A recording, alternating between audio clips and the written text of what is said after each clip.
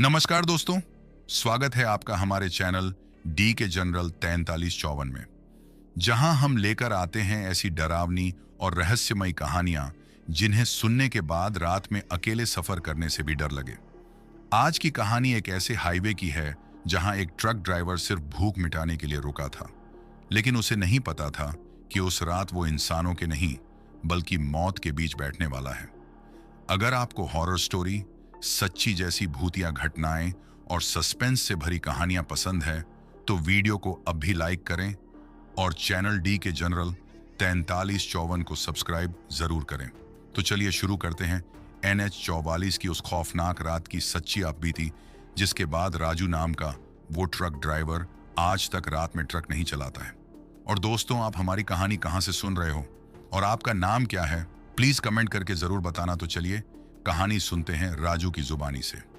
नमस्कार दोस्तों, मेरा नाम राजू है और मैं पिछले 12 सालों से ट्रक चला रहा हूं। उस रात मैं पंजाब से दिल्ली की तरफ माल लेकर जा रहा था। समय करीब 1:45 हो रहा था। आसमान में काले बादल छाए हुए थे और इतनी तेज बारिश हो रही थी कि सड़क ठीक से दिखाई भी नहीं दे रही थी। पूरा NH 44 सुनसान पड़ा था। सड़क पर दूर दूर तक कोई गाड़ी नहीं थी, बस मेरा ट्रक और उसकी हेडलाइट्स जो धुंध और बारिश को चीरती हुई आगे बढ़ रही थी। मैं पिछले कई घंटों से लगातार ट्रक चला रहा था। आंखें भारी हो चुकी थीं और पेट में भूख के मारे जलन हो रही थी। तभी अचानक सड़क के किनारे मुझे हल्की पीली रोशनी दिखाई दी। पहले मुझे लगा शायद कोई छोटा होटल होगा, लेकिन जैसे जैसे ट्रक करीब गया मैंने देखा सड़क किनारे एक पुराना ढाबा था। ढाबा बहुत छोटा और टूटा हुआ लग रहा था। दीवारों का रंग उखड़ा हुआ और छत से पानी टपक रहा था और बाहर छोटी छोटी पीली लाइटें जल रही थीं। उस सुनसान हाईवे पर उस वक्त सिर्फ वही एक जगह थी जहां रोशनी थी। मैंने सोचा थोड़ा रुककर चाय पी लेता हूं, लेकिन तभी अचानक मेरे ट्रक का इंजन अपने आप बंद हो गया। मैंने कई बार स्टार्ट करने की कोशिश की, लेकिन ट्रक स्टार्ट ही नहीं हुआ। बारिश और तेज होती जा रही थी। मजबूरी में मुझे ट्रक सड़क किनारे रोकना पड़ा। मैं नीचे उतरा। बाहर ठंडी हवा शरीर में कांटे पैदा कर रही थी। मैंने एक बार पीछे मुड़कर अपने ट्रक को देखा, फिर धीरे धीरे बारिश में भीगता हुआ उस ढाबे की तरफ बढ़ने लगा। पूरा हाईवे धुंध से भरा हुआ था। सिर्फ मेरे ट्रक की हेडलाइट्स पीछे से सड़क पर पड़ रही थी। ढाबे के बाहर 2 टूटी हुई कुर्सियां पड़ी थीं, एक पुराना टेबल और छत से लगातार पानी टपक रहा था। लेकिन सबसे अजीब बात यह थी कि इतनी रात और तूफान में भी ढाबे के अंदर लाइट जल रही थी। मैं दरवाजे तक पहुंचा। दरवाजा आधा खुला हुआ था। अंदर से हल्की पीली रोशनी बाहर आ रही थी, लेकिन कोई आवाज नहीं। न लोगों की बातें, न बर्तनों की आवाज, बस एक डरावना सन्नाटा। मैंने धीरे से दरवाजा धक्का देकर खोला और जैसे ही अंदर कदम रखा मेरे पैर वहीं रुक गए। ढाबे के अंदर करीब 6-7 लोग बैठे थे, कुछ कुर्सियों पर, कुछ कोने में। लेकिन अजीब बात यह थी कि कोई भी हिल नहीं रहा था। सब लोग बस चुपचाप नीचे सिर झुकाए बैठे थे। कमरे के बीच में एक बूढ़ा आदमी चूल्हे के पास खड़ा था। उसने धीरे धीरे मेरी तरफ देखा और बिना मुस्कुराए बोला, "आ गया तू राजू?" ये सुनते ही मेरे शरीर में सिहरन दौड़ गई। मैंने उसे अपना नाम नहीं बताया था। फिर उसे मेरा नाम कैसे पता था? मैं डरते हुए बोला, "आप मुझे जानते हो?" बूढ़ा आदमी कुछ सेकंड तक मुझे घूरता रहा, फिर धीरे से बोला, "इस सड़क पर चलने वालों को हम सब जानते हैं।" उसकी आवाज बहुत अजीब थी, जैसे कोई बहुत दूर से बोल रहा हो। तभी अचानक ढाबे के कोने में बैठा एक आदमी धीरे धीरे अपना सिर उठाने लगा। पूरा कमरा बिल्कुल शांत था। सिर्फ बाहर बारिश की आवाज आ रही थी और चूल्हे में जलती लकड़ियों की हल्की चटक।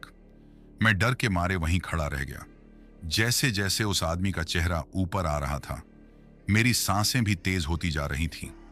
तभी अचानक बिजली चमकी और उसी रोशनी में मैंने उसका चेहरा देखा। मेरे हाथ पैर सुन्न पड़ गए, क्योंकि वो आदमी बिल्कुल मेरे पुराने उस्ताद बाबूलाल जैसा दिख रहा था। वही सफेद दाढ़ी, वही आंखें, वही चेहरा। लेकिन यह नामुमकिन था, क्योंकि बाबूलाल की मौत 3 साल पहले इसी NH 44 पर एक्सीडेंट में हो चुकी थी। मैं डरते हुए पीछे हटने लगा। तभी वो आदमी धीरे धीरे कुर्सी से उठा। उसके कपड़ों से पानी टपक रहा था, जैसे वो अभी अभी बारिश से आया हो। वो बिना पलक झपकाए मुझे घूर रहा था, फिर उसने भारी आवाज में कहा, राजू, मैंने तुझे मना किया था रात में यहां मत रुकना। यह सुनते ही मेरे पूरे शरीर में कांटे खड़े हो गए, क्योंकि यही बात बाबूलाल ने मरने से कुछ दिन पहले मुझसे कही थी।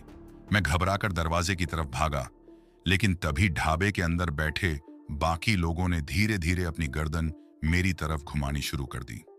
उन सबकी आंखें पूरी सफेद थीं और उनके चेहरे ऐसे लग रहे थे जैसे वो जिंदा इंसान नहीं थे।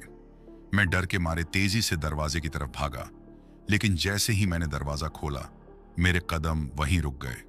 बाहर का पूरा नजारा बदल चुका था। जहां कुछ मिनट पहले मेरा ट्रक खड़ा था, वहां अब सिर्फ घना धुंध और अंधेरा था, और मेरा ट्रक भी गायब था। मेरी सांसें तेज हो गईं। मैं बारिश में बाहर निकल आया और इधर उधर देखने लगा, लेकिन सड़क पर दूर दूर तक कुछ नहीं था। न कोई गाड़ी, न कोई इंसान, बस काला अंधेरा और ठंडी हवा की सीटी जैसी आवाज। तभी अचानक पीछे से किसी ने धीमी आवाज में कहा, राजू, वो तुझे जाने नहीं देंगे। मैंने घबराकर पीछे मुड़कर देखा। ढाबे के दरवाजे पर बाबूलाल खड़ा था।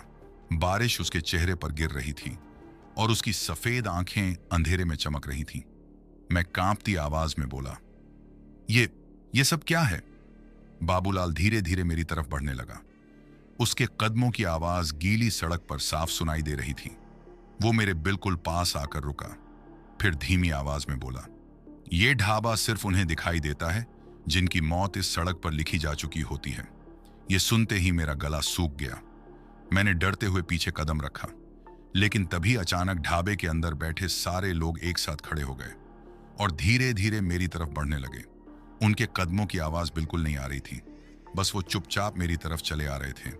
मैं डर के मारे पीछे हटने लगा। बारिश अब और तेज हो चुकी थी। सड़क पर धुंध इतनी ज्यादा थी कि कुछ कदम आगे भी साफ नहीं दिख रहा था। तभी अचानक दूर हाईवे पर किसी ट्रक की हेडलाइट दिखाई दी। मेरी आंखों में उम्मीद जागी। मैं तुरंत सड़क की तरफ भागा और जोर जोर से हाथ हिलाने लगा, बचाओ, यहां कोई है। वो ट्रक तेजी से मेरी तरफ आ रहा था, लेकिन जैसे ही वो करीब पहुंचा, मेरी सांसें रुक गईं, क्योंकि उस ट्रक का अगला हिस्सा पूरी तरह टूटा हुआ था और उसकी विंडशील्ड पर खून जैसे निशान बने हुए थे। ट्रक धीरे धीरे मेरे सामने आकर रुक गया। मैं डरते हुए पीछे हटने लगा और तभी ड्राइवर सीट पर बैठा आदमी धीरे धीरे मेरी तरफ देखने लगा। बिजली चमकी और उसका चेहरा साफ दिखाई दिया। वो मैं खुद था, मेरे ही जैसे कपड़े, मेरा ही चेहरा, लेकिन उसकी आंखें पूरी सफेद थीं। मेरे हाथ पैर कांपने लगे। तभी उस दूसरे राजू ने धीरे धीरे ट्रक का दरवाजा खोला और भारी आवाज में बोला, राजू, तू देर से आया, अब तेरी जगह कोई और जाएगा। मैं सड़क के बीचों बीच खड़ा कांप रहा था। सामने ट्रक के अंदर बैठा वो आदमी बिल्कुल मेरी तरह दिख रहा था। वही चेहरा, वही कपड़े, वही आवाज, लेकिन उसकी आंखें पूरी सफेद थीं। बारिश लगातार उसके चेहरे पर गिर रही थी, फिर भी वो बिना पलक झपकाए मुझे घूर रहा था। मेरे मुंह से डरते हुए निकला, तू कौन है? वो धीरे धीरे ट्रक से नीचे उतरा। उसके कदमों की आवाज सुनाई नहीं दे रही थी, जैसे वो जमीन पर चल ही नहीं रहा हो। फिर वो मेरे बिल्कुल सामने आकर रुका और मुस्कुराते हुए बोला, मैं वही हूं जो कुछ देर बाद तू बनने वाला है।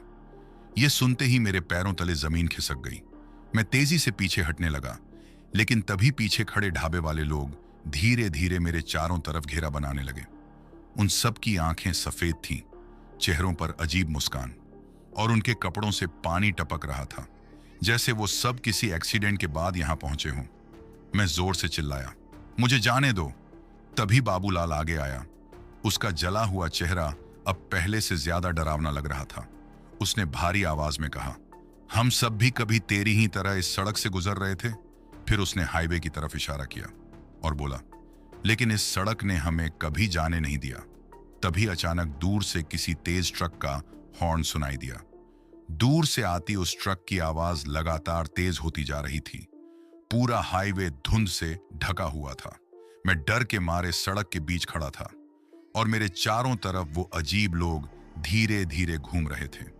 उनकी सफेद आंखें अंधेरे में चमक रही थीं। और तभी अचानक बाबूलाल जोर से चिल्लाया, राजू, सड़क से हट जा। लेकिन उसी वक्त सामने खड़ा मेरा दूसरा रूप मुस्कुराने लगा। उसकी मुस्कान देखकर मेरी रूह कांप गई। वो धीरे धीरे बोला, अब बहुत देर हो चुकी है, अचानक धुंध के बीच से तेज हेडलाइट्स दिखाई दी। एक बड़ा ट्रक पूरी स्पीड में मेरी तरफ आ रहा था। मैं डर के मारे सड़क से हटने की कोशिश करने लगा, लेकिन मेरे पैर जैसे जमीन से चिपक गए थे। मैं जितनी कोशिश करता उतना ही शरीर भारी होता जा रहा था। तभी मुझे एहसास हुआ, ढाबे के वो सारे लोग मुझे पकड़कर पीछे खींच रहे थे। उनके बर्फ जैसे ठंडे हाथ मेरे कंधों और पैरों को पकड़ चुके थे। मैं पूरी ताकत से चिल्लाया, मुझे छोड़ दो, लेकिन वो सब एक साथ अजीब आवाज में बोलने लगे, अब तू भी हमारे साथ रहेगा। ट्रक अब बिल्कुल करीब पहुंच चुका था। उसकी हेडलाइट्स सीधे मेरी आंखों पर पड़ रही थीं। मैंने डर के मारे आंखें बंद कर लीं और तभी किसी ने पीछे से मुझे जोर से धक्का दिया और उसी पल वो तेज ट्रक मेरे सामने से हवा की तरह निकल गया।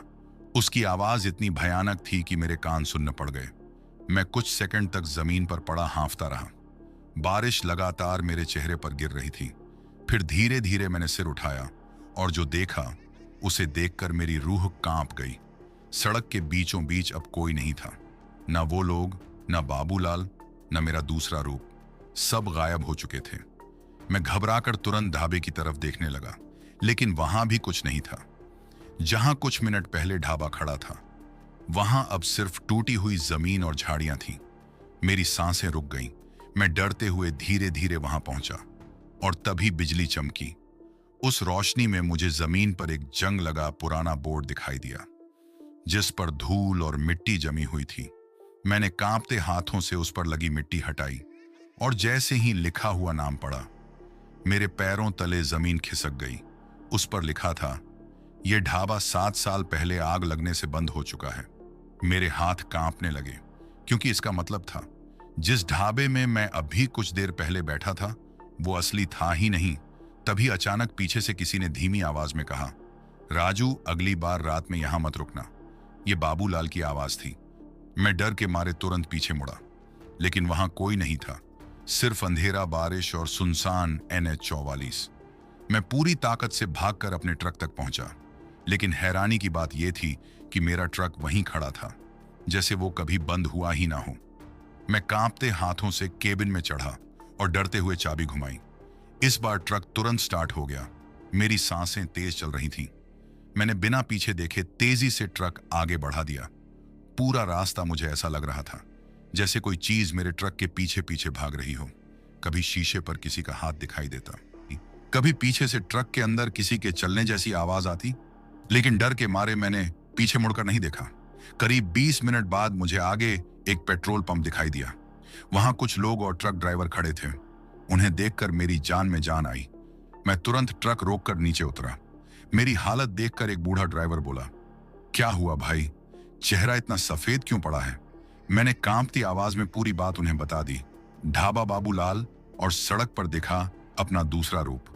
मेरी बात सुनते ही वहां खड़े सभी ड्राइवर अचानक चुप हो गए।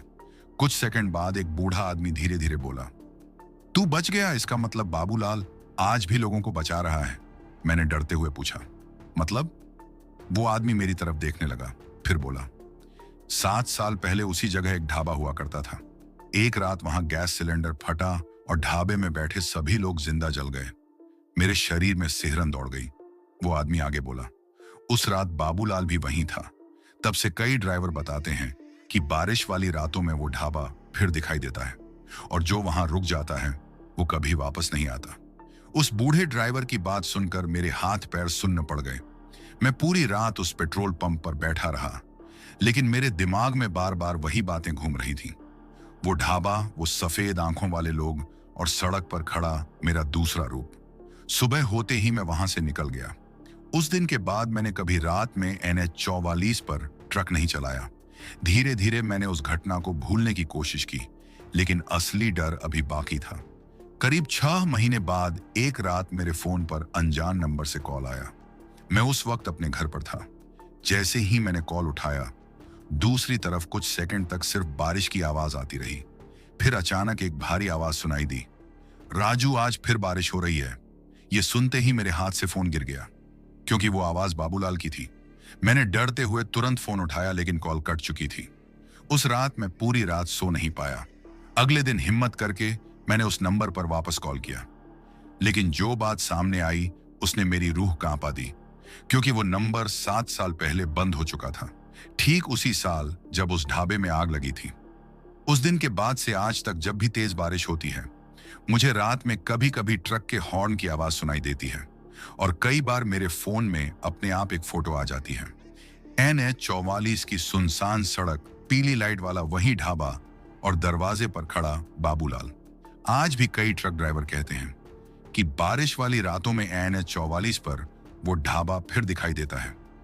लेकिन जो सबसे डरावनी बात है वो ये कि उस ढाबे में बैठे लोगों में अब एक नया आदमी भी दिखाई देता है, जिसका चेहरा बिल्कुल मेरे जैसा है। तो दोस्तों, अगर आप कभी रात में किसी सुनसान हाईवे पर सफर करें और बारिश के बीच सड़क किनारे कोई अजीब सा ढाबा दिखाई दे, तो वहां रुकने की गलती कभी मत करना।